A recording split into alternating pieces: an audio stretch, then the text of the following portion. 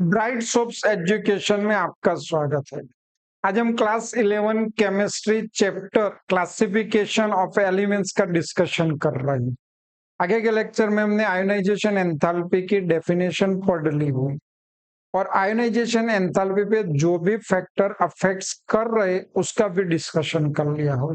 वो जो फैक्टर्स है उसको सही तरीके से समझ के हम आज का topic trends in ionisation energy का डिस्कशन करेंगे, जिसको आयोनाइजेशन एंथैल्पी भी बोला जाता है। अब जब आयोनाइजेशन एनर्जी या तो आयोनाइजेशन एंथैल्पी का डिस्कशन कर रहे हैं तो जनरल पीरियोडिक टेबल की बात आएगी, ट्रेंड्स की बात है।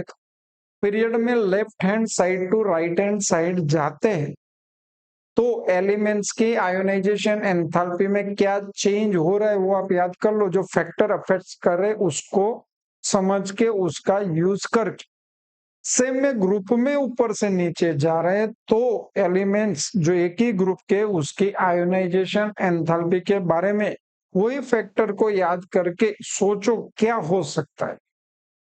आयोनाइजेशन एंथैल्पी इंक्रीज हो सकती है या तो डिक्रीज हो सकती है, क्या हो सकता है वो सोचना है। मैं कुछ स्टेटमेंट आपके सामने लाते जाऊंगा, वो पहले तो आपको याद कर लेना है, इसके बाद उसको डिटेल में हम समझेंगे।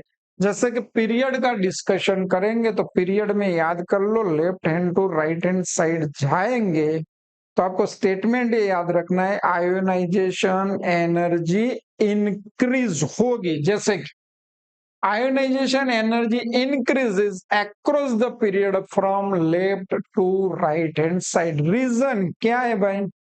तो रीजन सेम है, size. Left to right hand side जाएंगे साइज डिक्रीज होगी।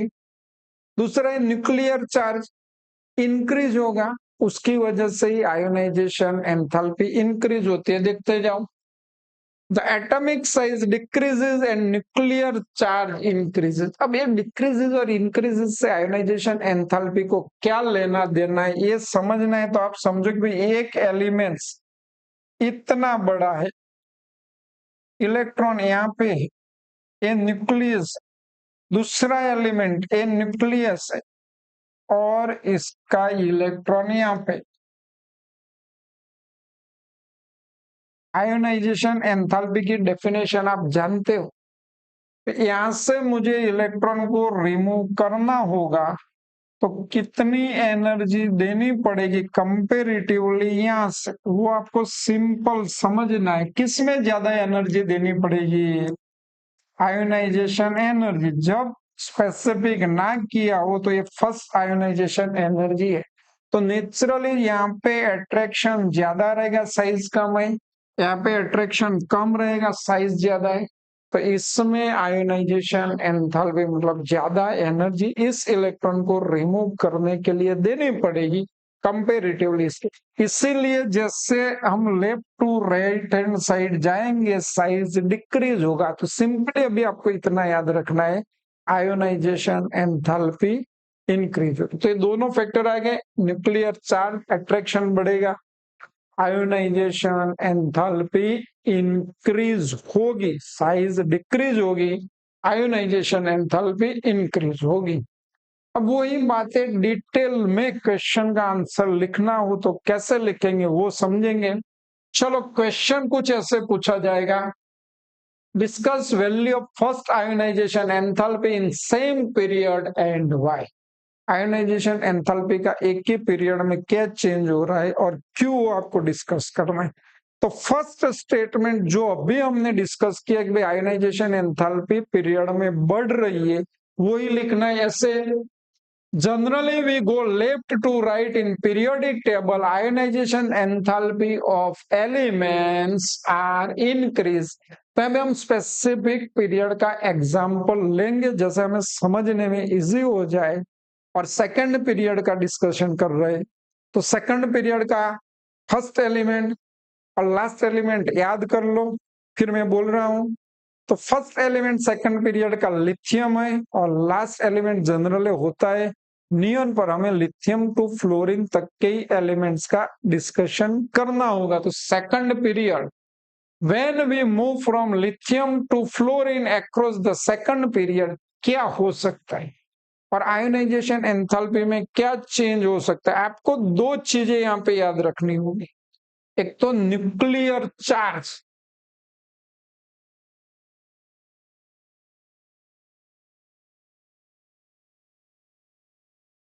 जो न्यूक्लियर चार्ज है वो आउटर मोस्ट इलेक्ट्रॉन का न्यूक्लियस की ओर अट्रैक्शन इंक्रीज करेगा।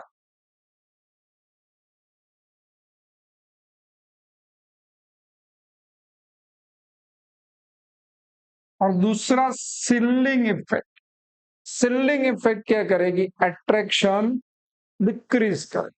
तो दो फैक्टर को यहाँ पे हमें कंपैरिजन करने, और इंपॉर्टेंट फैक्टर्स है जो आपको 12th में भी ये चीजें काम में आने वाली है। Basically ceiling effect D and F block elements के लिए भी मोस्ट इंपोर्टेंट। अब होता क्या है, तो पहले तो ये दो फैक्टर याद कर लेना है आपको, फिर से भी लिखेंगे हम। Nuclear charge, outer most electron का न्यूक्लियस की ओर अट्रैक्शन बढ़ा रहा है।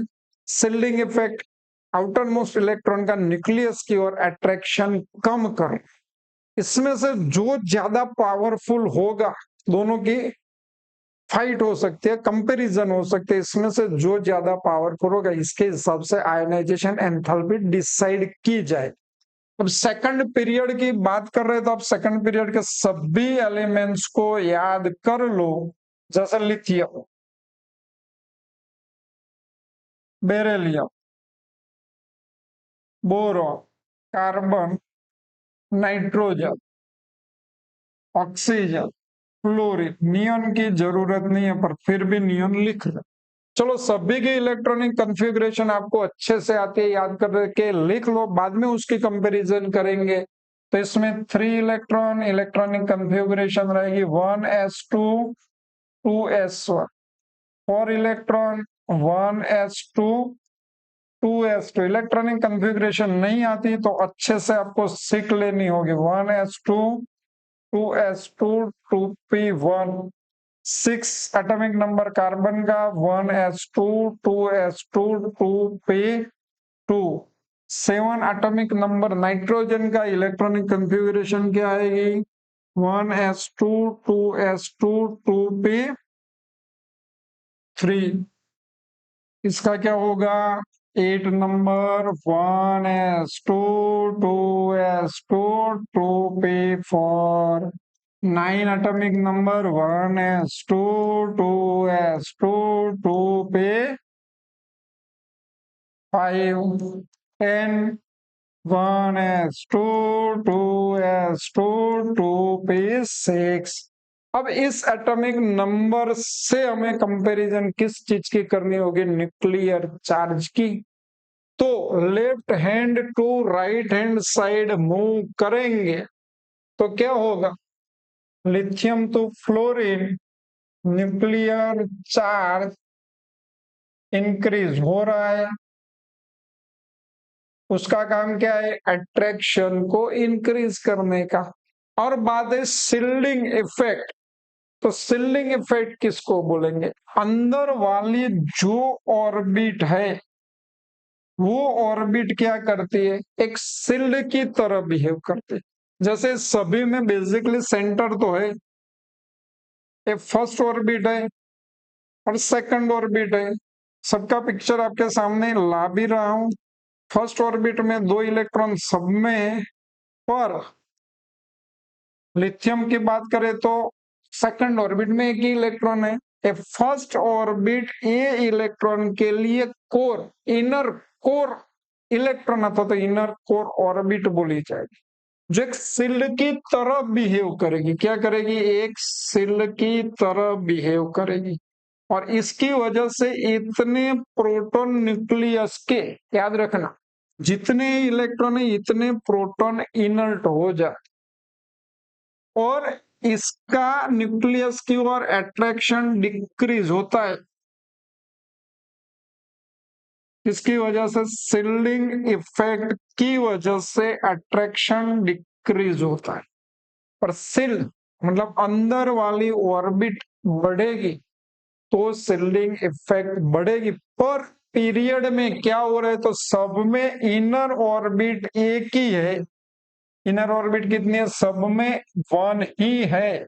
पर इसकी वजह से शिल्डिंग इफेक्ट सब में सिमिलर हो रही है। तो किसके साथ कंपटीशन करेगी, कंपैरिजन करेगी? न्यूक्लियर चार्ज के साथ। तो न्यूक्लियर चार्ज बढ़ रहा है, शिल्डिंग इफेक्ट बढ़ नहीं रही है।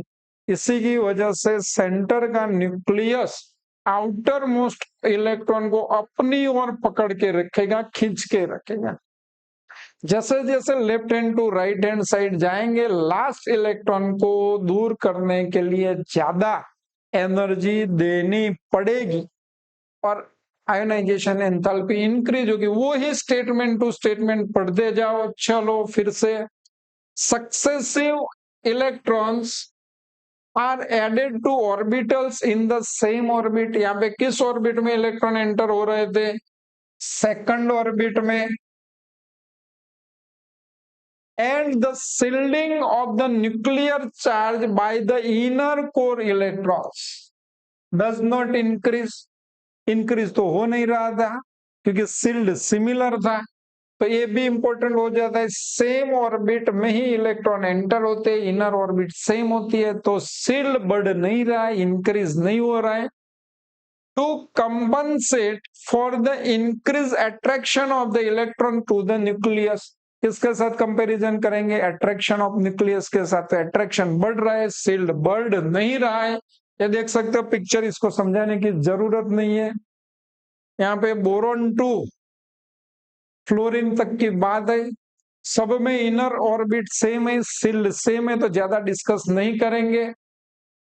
Thus, across a period, increasing nuclear charge outage the shielding. Consequently, the outermost electrons are held more and more tightly, and the ionization enthalpy increases across a period. तो वही बात आपको समझनी है। अब यहाँ पे क्वेश्चन ए आ रहा है, पीरियड में left to right hand side जाएंगे, आयोनाइजेशन एंथैल्पी इंक्रीज हो रही है। जैसे ग्राफ से भी समझेंगे, पूरा ग्राफ आपको याद रखने की जरूरत नहीं है, यहाँ पे कंपैरिजन के लिए ग्राफ है। फर्स्ट पीरियड में हाइड्रोजन तो हीलियम स्टेट जा रहा है, पर प्रैक्टिकली जब ऑब्जर्व किया गया तो सेकंड पीरियड वो भी बेसिकली जाना चाहिए स्ट्रेट। आयोनाइजेशन एंथैल्पी इंक्रीज होनी चाहिए, पर इतनी मात्रा में अथवा तो इतनी क्वांटिटी में आयोनाइजेशन एंथैल्पी इंक्रीज नहीं हो रही। देखो क्या हो रहा है, तो बेरिलियम की आयोनाइजेशन एंथैल्पी बोरॉन से कम होनी चाहिए, पर ये तो बढ़ चुकी है। नाइट्रोजन की आयोनाइजेशन एंथैल्पी ऑक्सीजन से कम होनी चाहिए, वो तो बढ़ चुकी है। सेम वे हम इसके नीचे वाला पीरियड लेंगे, सेकंड पीरियड है, थर्ड पीरियड की बात करेंगे तो बेरिलियम के नीचे क्या आएगा? मैग्नीशियम, और बोरॉन के नीचे क्या आएगा? एल्यूमिनियम। तो उसमें भी वही ट्रेंड हमें दिखाई देगा। मैग्नीशियम की आयोनाइजेशन एंथैल्पी कम होनी चाहिए पर ज्यादा हो जाती है। यहाँ पे भी नाइट्रोजन के नीचे फॉस्फोरस और ऑक्सीजन के नीचे सल्फर, तो फॉस्फोरस और सल्फर में भी आपको वही ट्रेंड मिलेगा जो नहीं होना चाहिए। पर ऐसा क्यों होता है वो भी हमें समझना होगा, वही इंपॉर्टेंट क्वेश्चन भी है। जैसे नेक्स्ट, तो कॉमनली ग्रुप वाइज भी हम डिस्कस कर सकते हैं। एक कौन सा ग्रुप है? Second group. एक कौन सा है? 13 ग्रुप। तो सेकंड ग्रुप के सेम पीरियड के एलिमेंट्स, उसकी आयोनाइजेशन एंथैल्पी 13 ग्रुप के सेम पीरियड के एलिमेंट से ज्यादा है, क्यों? वो क्वेश्चन रहेगा। Same way 15 group same period के एलिमेंट्स, उसके 16 ग्रुप के सेम पीरियड के एलिमेंट से आयोनाइजेशन एंथैल्पी ज्यादा है, क्यों? वो भी डिस्कस करना होगा। तो क्वेश्चन कैसे पूछेंगे वो देख लेंगे।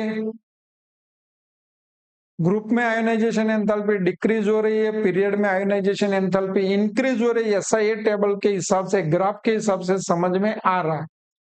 among the second period element the actual ionization enthalpy are in the order। तो बेसिकली सही ऑर्डर क्या होना चाहिए, तो ये आपको दे दिया हुआ है। हमने जो डिस्कस किया उसमें तो ये था lithium, beryllium, boron, carbon, nitrogen, oxygen, fluorine and neon. Neon का यहाँ पे डिस्कशन की जरूरत नहीं है। तो ये देखो इस ऑर्डर में आयोनाइजेशन एंथैल्पी बढ़नी चाहिए। थियोरिटिकल बात कर रहे तो जो हमने समझा वो, पर होता क्या है, बेरिलियम यहाँ चला गया, बोरॉन यहाँ चला गया, सेम में ऑक्सीजन और नाइट्रोजन। ग्राफ से भी हमने डिस्कस कर लिया, तो याद रखना है आपको। एक तो ऑर्डर एमसीक्यू के लिए इंपॉर्टेंट हो जाता है। अब एक्सरसाइज का क्वेश्चन है 16 नंबर का, तो डिस्कस किया जाए तो why beryllium has higher ionisation enthalpy than boron, और second oxygen has lower ionisation enthalpy than nitrogen and fluorine. तो इसका आंसर हमें डिस्कस करना हो तो simply we move when we go left to right in periodic table, value of ionization enthalpy increase, common statement है, because of the atomic size decrease and nuclear charge increase। but पर होता क्या है, beryllium has higher ionisation enthalpy than boron. तो पहले इसका मैं discuss कर रहा हूं, फिर पिक्चराइजेशन बेस से भी समझेंगे। अब होता क्या, देखो बेरिलियम और बोरॉन का जब हम डिस्कस कर रहे तो इसके इलेक्ट्रॉनिक कन्फ्यूगरेशन हमें याद करनी होगी। बेरिलियम और बेरिलियम में कितने इलेक्ट्रॉन होते हैं, 4। बोरॉन में कितने होते हैं, 5। क्या लिखा जाएगा, 1s2 2s2। इसमें क्या लिखा जाएगा, याद कर लो, 1s2 2s2 2p1। होता क्या, तो सेकंड ऑर्बिट, तो एक तो न्यूक्लियस रहेगा, न्यूक्लियस के अराउंड हमें फर्स्ट ऑर्बिट मिलेगी,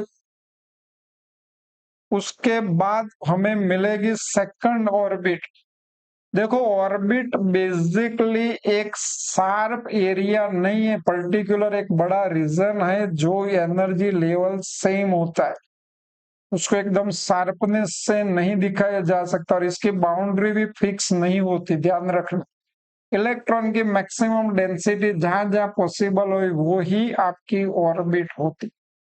अब ये पिक्चर में आपको याद क्या करना है, एस ऑर्बिटल्स का शेप स्फीयरिकल होता है, तो ये ज्यादा सिमेट्रिकल है, ज्यादा क्या है, सिमेट्रिकल। और न्यूक्लियस की नजदीक ज्यादा एस ऑर्बिटल्स रहेगी। एस ऑर्बिटल्स कहाँ रहेगी, न्यूक्लियस के नजदीक है, पूरा स्फीयर है। एस ऑर्बिटल्स क्या है, पूरा स्फीयर है, और मैक्सिमम उसमें रहा हुआ इलेक्ट्रॉन न्यूक्लियस से ज्यादा नजदीक होगा। एक पर पी ऑर्बिटल्स का शेप डम्बल से, सपोज मैंने पी एक्स लिख दिया, तो ये पी एक्स वाला इलेक्ट्रॉन कहाँ जा सकता है, कंपेरेटिवली देखो ये पी एक्स, तो सेम ऑर्बिट होने के बावजूद ये इलेक्ट्रॉन यहाँ पे और ये इलेक्ट्रॉन यहाँ पे, तो एस ऑर्बिट का इलेक्ट्रॉन, एस ऑर्बिटल्स का इलेक्ट्रॉन न्यूक्लियस से ज्यादा नजदीक रहेगा, पी ऑर्बिटल्स का इलेक्ट्रॉन न्यूक्लियस से ज्यादा दूर रहेगा। तो एस ऑर्बिटल्स पे न्यूक्लियस का अट्रैक्शन ज्यादा रहेगा कंपेरेटिवली पी ऑर्बिटल्स। यहाँ पे लास्ट इलेक्ट्रॉन एस ऑर्बिटल्स में अट्रैक्शन ज्यादा होने की वजह से बेरिलियम का इलेक्ट्रॉन रिमूव करने के लिए ज्यादा एनर्जी देनी पड़ेगी कंपेरेटिवली पी ऑर्बिटल से, और इसी की वजह से बेरिलियम की आयोनाइजेशन एंथैल्पी बोरॉन से ज्यादा होती है। इसको फिर से समझो, आप इलेक्ट्रॉनिक कॉन्फ़िगरेशन समझ चुके हो। ये है आपका बेरिलियम, ये है बोरॉन, चलो इसमें s ऑर्बिटल्स में 2 इलेक्ट्रॉन है, इसमें भी s ऑर्बिटल्स में 2 इलेक्ट्रॉन है, पर तीसरा इलेक्ट्रॉन इसमें कहा जाएगा, p ऑर्बिटल्स में जाएगा, जिसका न्यूक्लियस से डिस्टेंस एक ही ऑर्बिट में होने के बावजूद ज्यादा हो जाता है, तो उसको लिखा ऐसे जाएगा, beryllium has the electronic configuration while boron has the electronic configuration. जानते हो electronic configuration? during the process of ionization the electron to be removed from beryllium atom is a 2s। Beryllium में कहां से इलेक्ट्रॉन जाएगा? 2s में से। Boron में कहां से जाएगा? 2p में से। whereas the electron to be removed from boron atom is a 2p electron। तो होगा क्या? ये स्टेटमेंट इंपॉर्टेंट है। Now 2s electrons are more strongly attached to the nucleus than 2p electron. Statement तो यही है, खाली आपको समझना डिटेल में था। Therefore, more energy is required to remove a 2s electron of beryllium than that required to remove a 2p electron of boron. Hence, beryllium has higher ionization enthalpy than boron। तो आप सभी period में ए group के elements के comparison में ये statement लिख सकते हो, खाली इलेक्ट्रॉनिक कन्फिगुरेशन चेंज होगी और एलिमेंट्स चेंज होंगे। नाउ नाइट्रोजन और ऑक्सीजन की कंपैरिजन करेंगे तो क्या होगा? नाइट्रोजन की इलेक्ट्रॉनिक कन्फिगुरेशन आपके सामने आ गई है, ऑक्सीजन की भी इलेक्ट्रॉनिक कन्फिगुरेशन आपके सामने आ चुकी है। अब होता क्या, तो याद रखना, आगे भी डिस्कस किया हुआ, आप field orbit, complete field orbit stable होते, स्टेबिलिटी भी एक फैक्टर था, जबकि इसके कंपैरेटिवली दूसरे इलेक्ट्रॉनिक कन्फिगुरेशन कम स्टेबल होते। नाइट्रोजन की इलेक्ट्रॉनिक कन्फिगुरेशन देखो तो p ऑर्बिटल्स में 3 इलेक्ट्रॉन है, बेसिकली p में 2p 6 इलेक्ट्रॉन होते, पर नाइट्रोजन में कितने? 2p 3 इलेक्ट्रॉन है, जबकि ऑक्सीजन में 2p 4 इलेक्ट्रॉन। तो 6 का आधा 3 है, तो नाइट्रोजन की electronic configuration half field subshell होने की वजह से ज्यादा स्टेबल है। ऑक्सीजन में यहाँ पे 2px में 2 इलेक्ट्रॉन आ रहे, तो ये इलेक्ट्रॉन इजीली रिमूव होगा। तो स्टेबिलिटी मेन फैक्टर है यहाँ पे, और इसी की वजह से नाइट्रोजन की आयोनाइजेशन एंथैल्पी ज्यादा होती है। तो देख सकते हो कैसे लिखना है इसको आप। In nitrogen, the 3 2p electrons of nitrogen occupy 3 different atomic orbitals.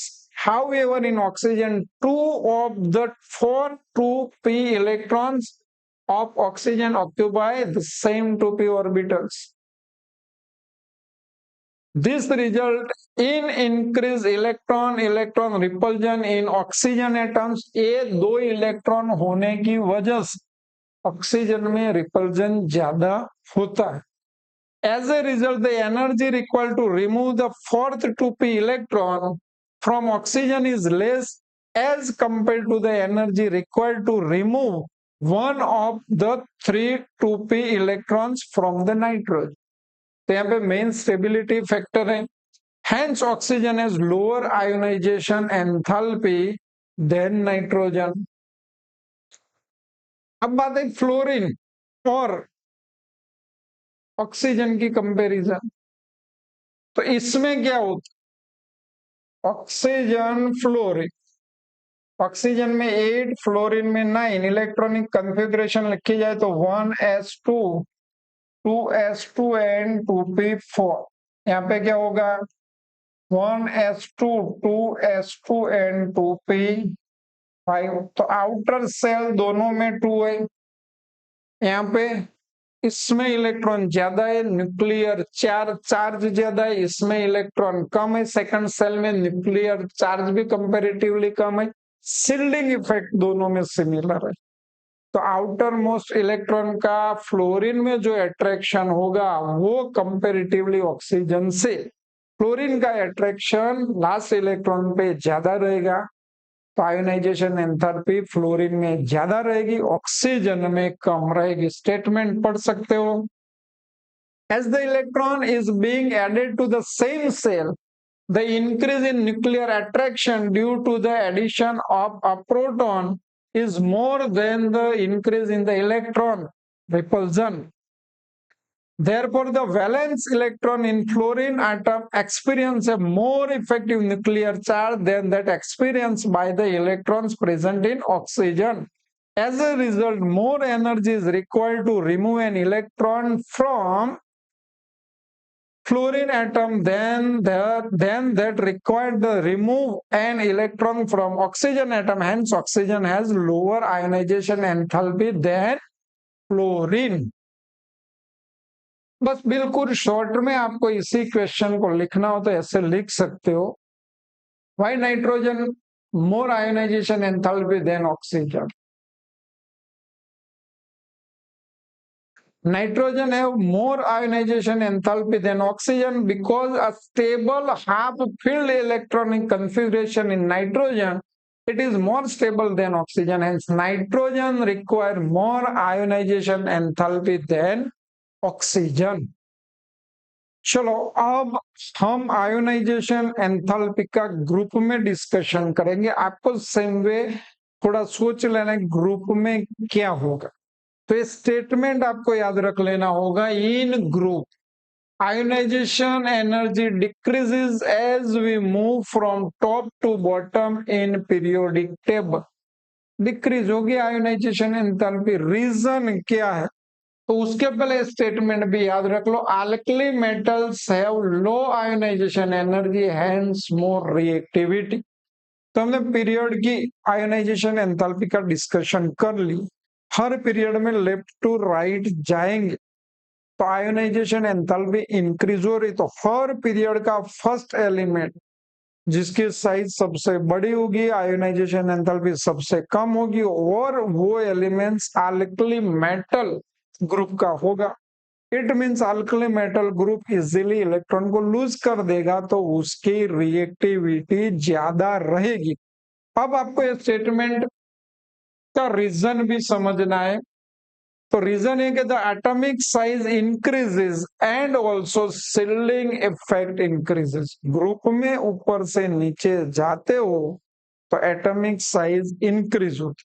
ध्यान रखना साथ साथ में न्यूक्लियस में प्रोटॉन तो बढ़ते हैं और इफेक्टिव न्यूक्लियर चार्ज सिमिलर रहता है, या तो इफेक्टिव न्यूक्लियर चार्ज भी डिक्रीज होता और शिल्डिंग इफेक्ट इंक्रीज होते हैं। तो दोनों की कंपैरिजन करो तो शिल्डिंग इफेक्ट मोर इफेक्टिव है देन न्यूक्लियर चार्ज।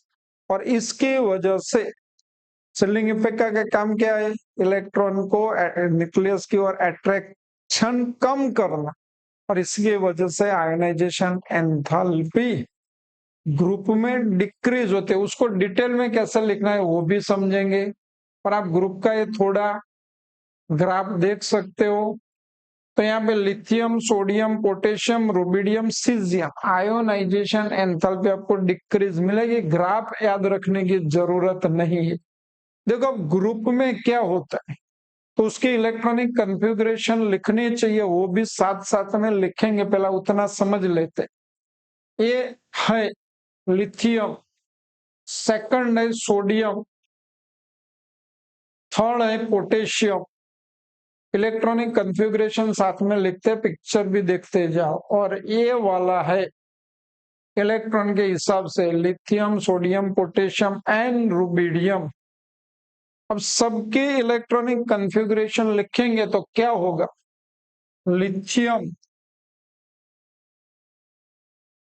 3 इलेक्ट्रॉन अंदर लिखा जाएगा, हीलियम जिसके ऑर्बिट कंप्लीट फिल अप है और 2s1 3 इलेक्ट्रॉन है।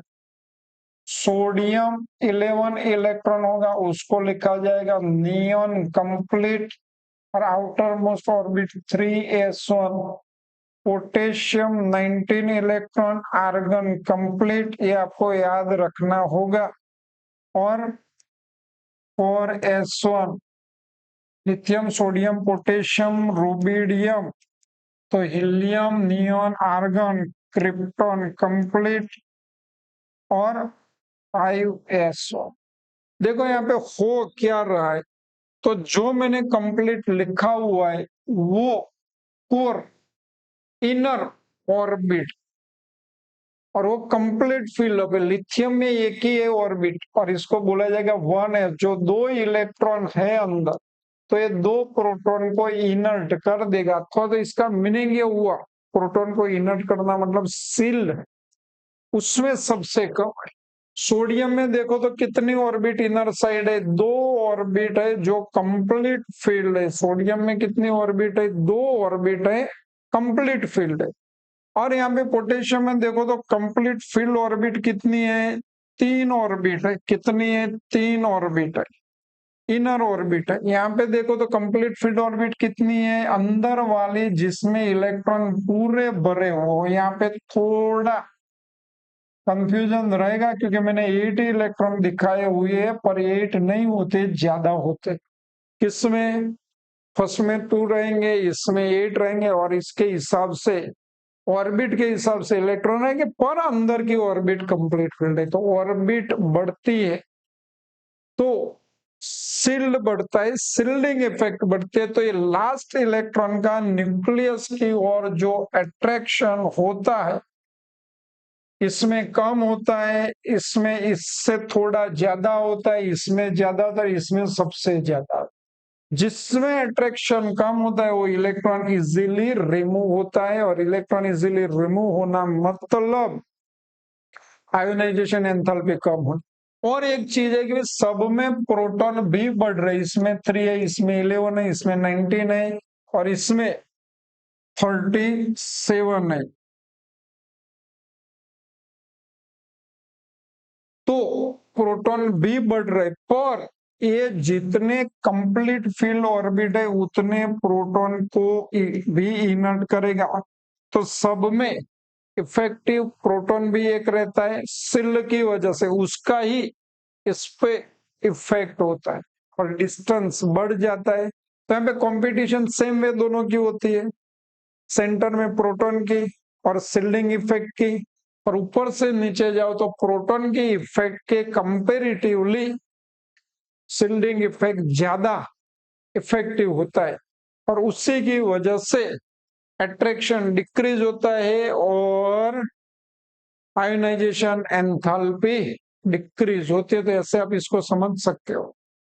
What are the various factors due to which the ionization enthalpy of main group elements tends to decrease down a group? तो वही जो मैंने डिस्कस कर लिया वो फिर से हमें सही तरीके से समझना होगा।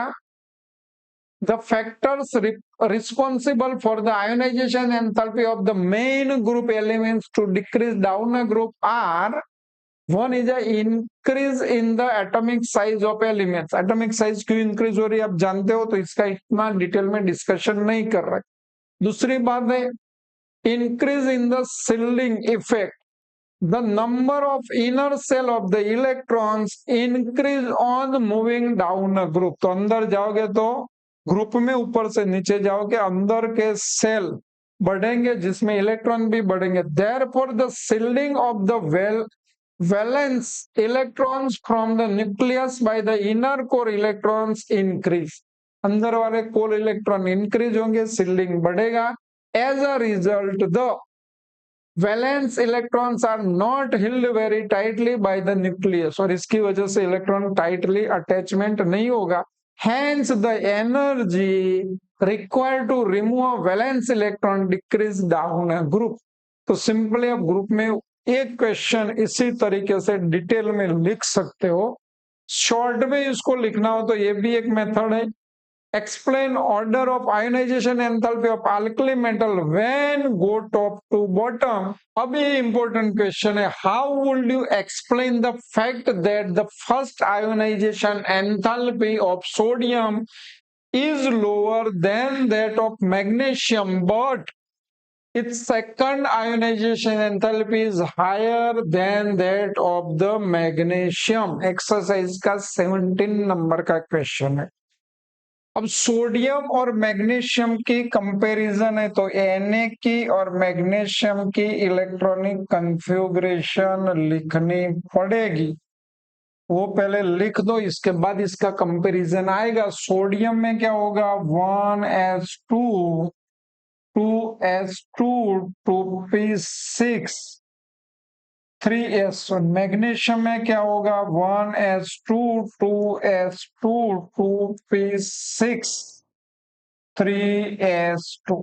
तो देखो दोनों में एक ही पीरियड के एलिमेंट्स है, तो naturally left to right hand side जाएंगे, साइज डिक्रीज होगी, आयोनाइजेशन एंथैल्पी इंक्रीज होगी। और इसी की वजह से सोडियम की ionisation enthalpy delta I H Na is less than delta IH mg। जब स्पेसिफिक ना किया हो तो फर्स्ट आयोनाइजेशन एंथैल्पी समझ लो। और एक फैक्टर है कि इसकी inner electronic configuration NS2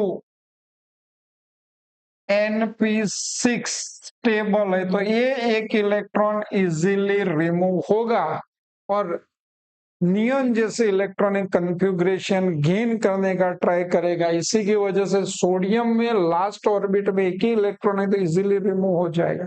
comparatively इसमें रिमूव नहीं होगा। तो फर्स्ट आयोनाइजेशन एंथैल्पी सोडियम की कम होगी, मैग्नीशियम की ज्यादा होगी।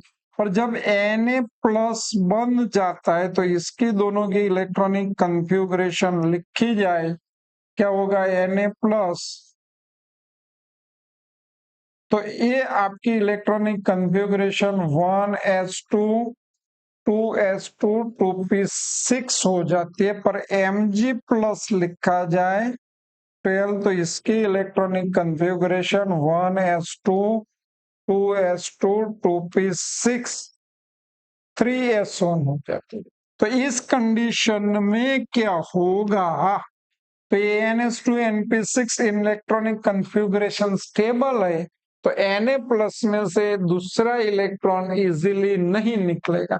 जबकि इसकी स्टेबिलिटी नेक्स्ट इनर ऑर्बिट में, तो लास्ट इलेक्ट्रॉन Mg प्लस में से निकल जाएगा और Mg प्लस में से easily is convert into Mg2 plus. Mg2 plus में इजीली कन्वर्ट होगा, पर Na 2 प्लस बनना पॉसिबल ही नहीं है।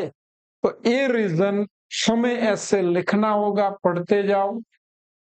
The first ionization enthalpy of sodium is more than that of magnesium. This is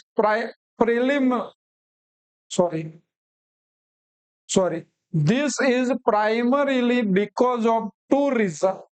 The atomic size of sodium is greater than that of the magnesium. Second, the effective nuclear charge of magnesium is higher than that of the sodium. For this reason, the energy required to remove electron from magnesium is more than the energy required in sodium. Hence, the first ionization enthalpy of sodium is lower than that of the magnesium. ये तो आपको समझ में आ ही चुका हुआ है।